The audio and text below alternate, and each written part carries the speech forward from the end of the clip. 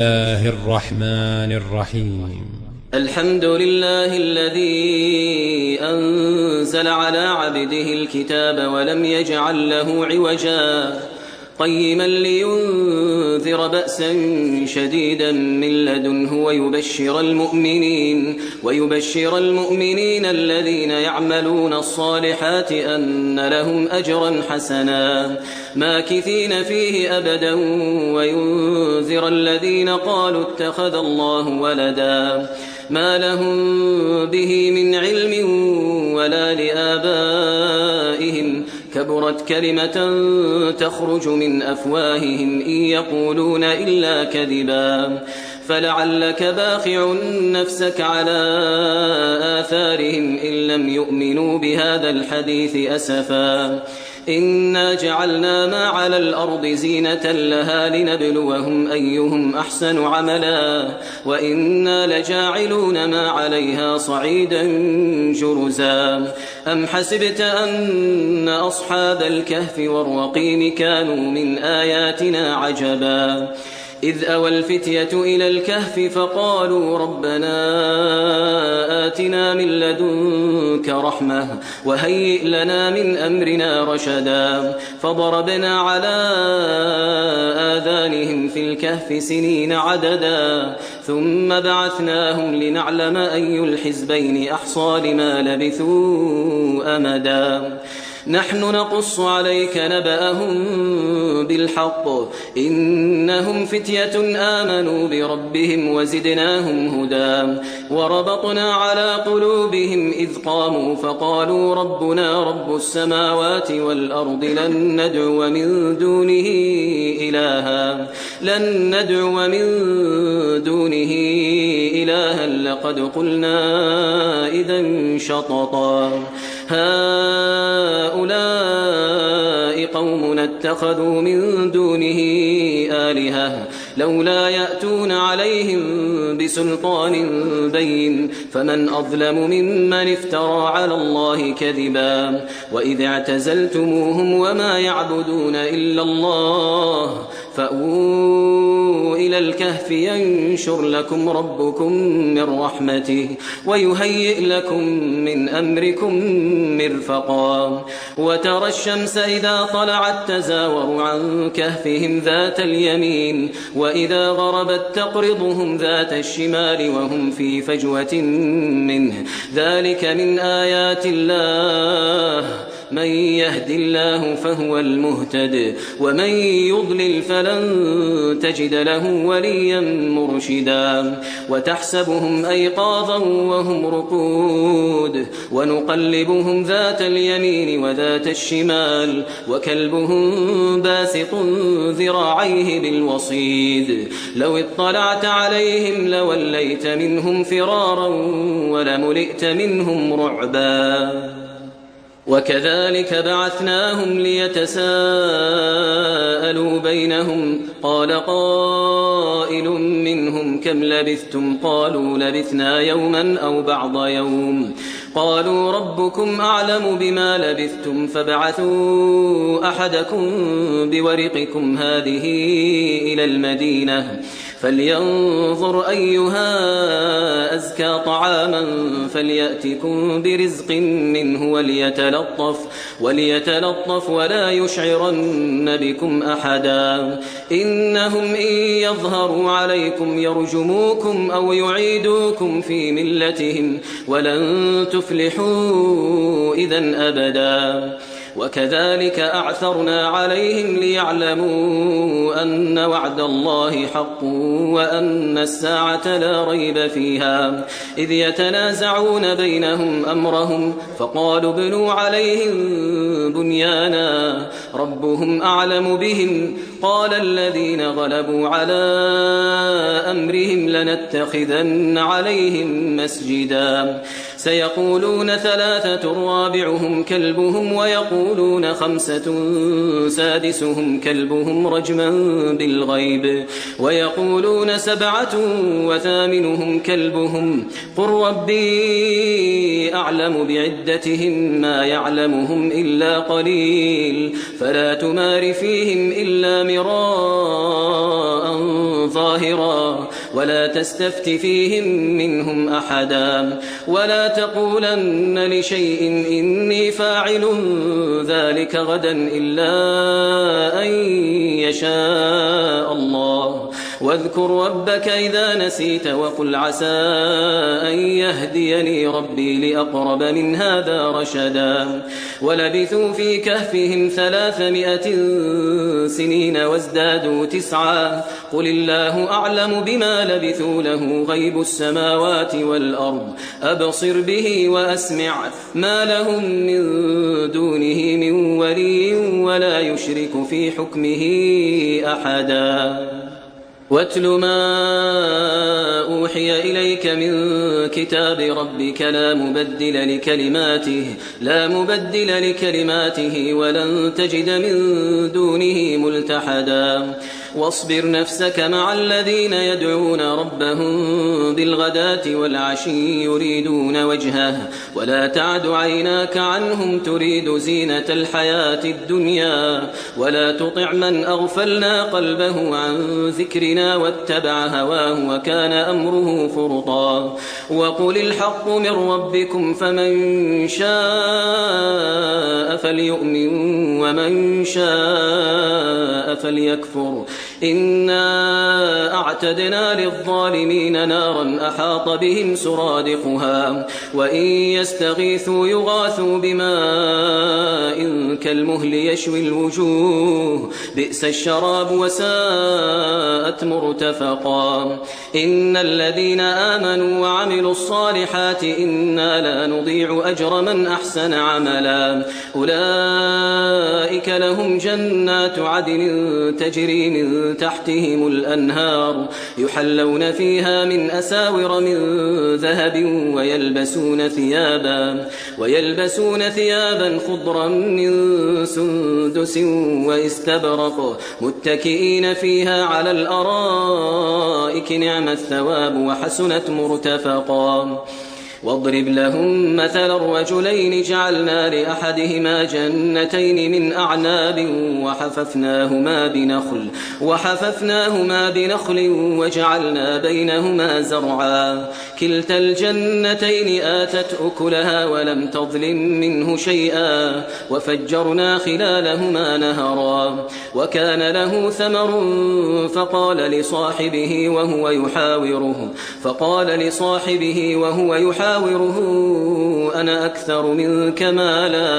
أنا أكثر منك مالا وأعز نفرا ودخل جنته وهو ظالم لنفسه قال ما أظن أن تبيد هذه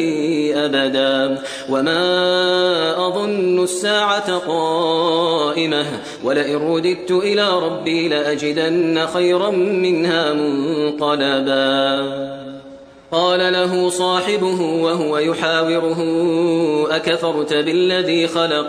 أكفرت بالذي خلقك من تراب ثم من نطفة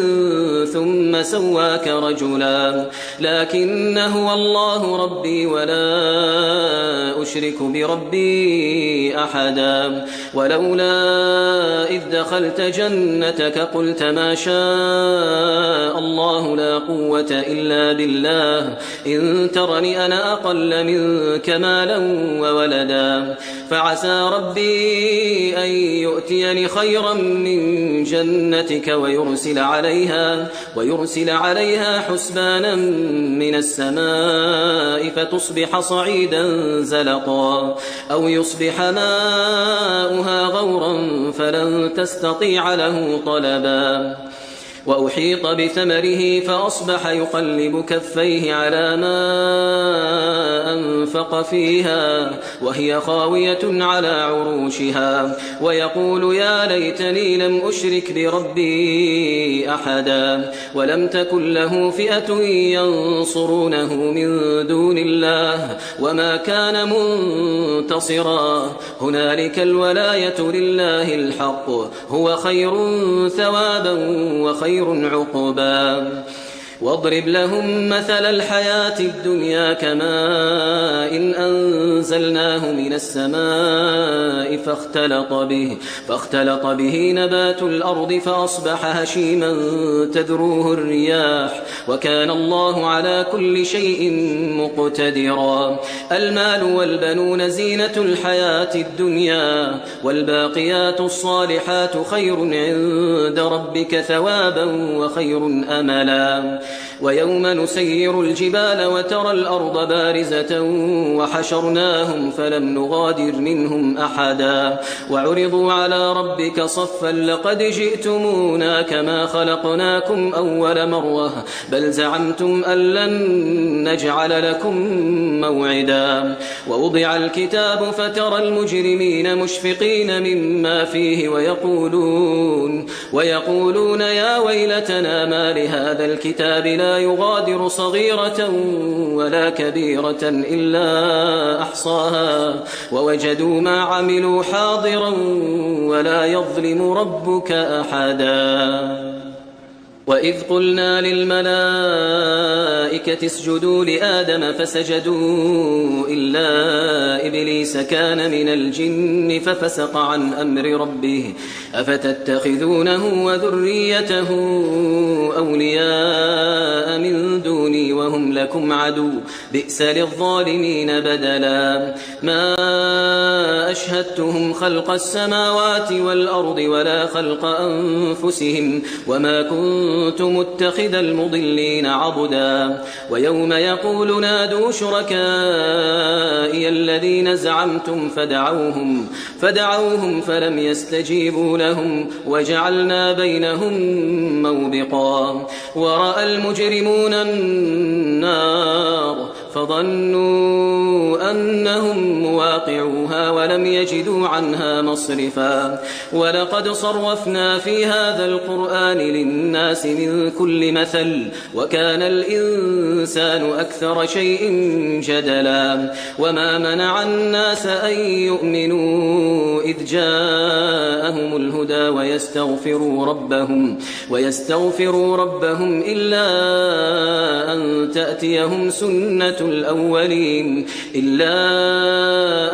تأتيهم سنة الأولين أو يأتيهم العذاب قبلا. وما نرسل المرسلين إلا مبشرين ومنذرين ويجادل الذين كفروا بالباطل ليدحضوا به الحق واتخذوا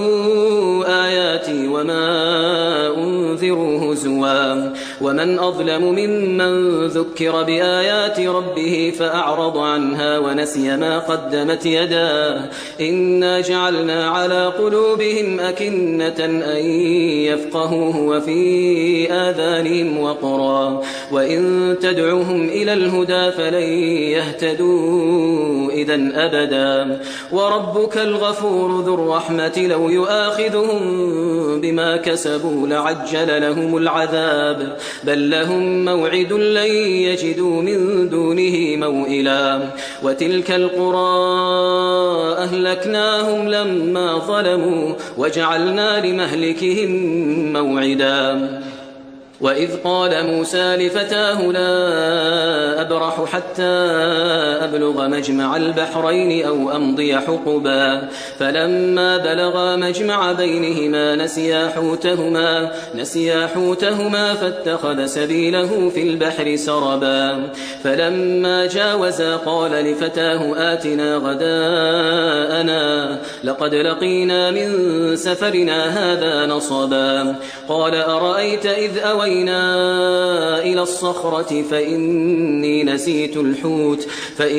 نسيت الحوت وما أنسانيه إلا الشيطان أن أذكره واتخذ سبيله في البحر عجبا. قال ذلك ما كنا نبغي فارتدا على آثارهما قصصا. فوجدا عبدا من عبادنا آتيناه رحمة من عندنا وعلمناه من لدنا علما. قال له موسى هل أتبعك على أن تعلمني مما علمت رشدا قال إنك لن تستطيع معي صبرا وكيف تصبر على ما لم تحط به خبرا قال ستجدني إن شاء الله صابرا ولا أعصي لك أمرا قال فإن اتبعتني فلا تسألني عن شيء حتى أحدث لك منه ذكرا فانطلقا حتى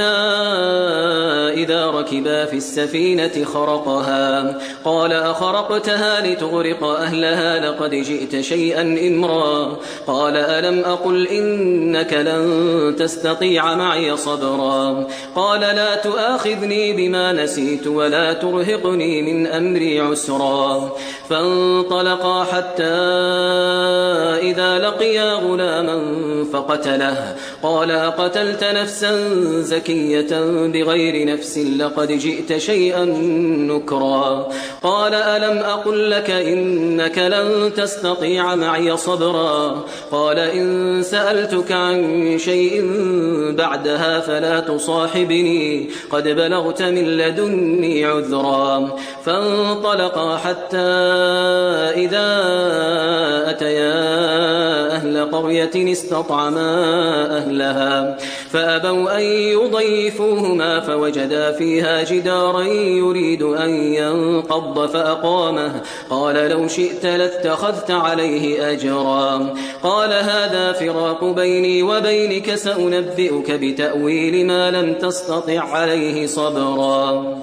أما السفينة فكانت لمساكين يعملون في البحر فأردت أن أعيبها وكان وراءهم ملك يأخذ كل سفينة غصبا وأما الغلام فكان أبواه مؤمنين فخشينا أن يرهقهما طغيانا وكفرا فأردنا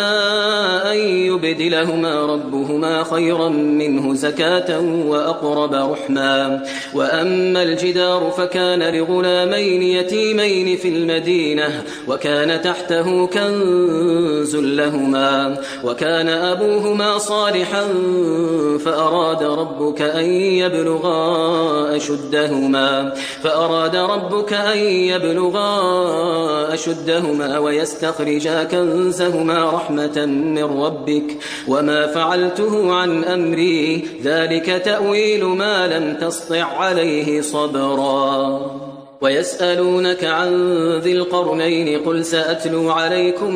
منه ذكرا إنا مكنا له في الأرض وآتيناه من كل شيء سببا فأتبع سببا حتى إذا بلغ مغرب الشمس وجدها تغرب في عين حمئة ووجد عندها قوما قلنا يا ذا القرنين إما أن تعذب وإما أن تتخذ فيهم حسنا قال أما من ظلم فسوف نعذبه ثم يرد إلى ربه فيعذبه عذابا نكرا وأما من آمن وعمل صالحا فله جزاء الحسنى وسنقول له من أمرنا يسرا ثم أتبع سببا حتى إذا بلغ مطلع الشمس وجدها تطلع على قوم لم نجعل لهم من دونها سترا كذلك وقد أحطنا بما لديه خبرا ثم أتبع سببا حتى إذا بلغ بين السدين وجد من دونهما قوما لا يكادون يفقهون قولا قالوا يا ذا القرنين إن يأجوج ومأجوج مفسدون في الأرض فهل نجعل لك خرجا على أن تجعل بيننا وبينهم سدا قال ما مكني فيه ربي خير فأعينوني بقوة أجعل بينكم وبينهم ردما آتوني زبر الحديد حتى إذا ساوى بين الصدفين قال انفخوا حتى حتى إذا جعله نارا قال آتوني أفرغ عليه قطرا فما استطاعوا أن يظهروه وما استطاعوا له نقبا قال هذا رحمة من ربي فإذا جاء وعد ربي جعله دكاء وكان وعد ربي حقا وتركنا بعضهم يومئذ يموج في بعض ونفخ في الصور فجمعناهم جمعا وعرضنا جهنم يومئذ للكافرين عرضا الذين كانت أعينهم في غطاء عن ذكري وكانوا لا يستطيعون سمعا أفحسب الذين كفروا أن يتخذوا عبادي من دوني أولياء إنا أعتدنا جهنم للكافرين نزلا قل هل ننبئكم بالأخسرين أعمالا الذين ضل سعيهم في الحياة الدنيا وهم يحسبون أنهم يحسنون صنعا أولئك الذين كفروا بآيات ربهم ولقائه فحبطت أعمالهم فلا نقيم لهم يوم القيامة وزنا ذلك جزاؤهم جهنم بما كفروا واتخذوا آياتي ورسلي هزوا إن الذين آمنوا وعملوا الصالحات كانت لهم جنات الفردوس نزلا خالدين فيها لا يبغون عنها حولا قل لو كان البحر مدادا لكلمات ربي لنفد البحر قبل أن تنفد كلمات ربي ولو جئنا بمثله مددا قل إنما أنا بشر مثلكم يوحى إلي أنما إلهكم إله واحد فمن كان يرجو لقاء ربه فليعمل عملا صالحا ولا يشرك بعبادة ربه أحدا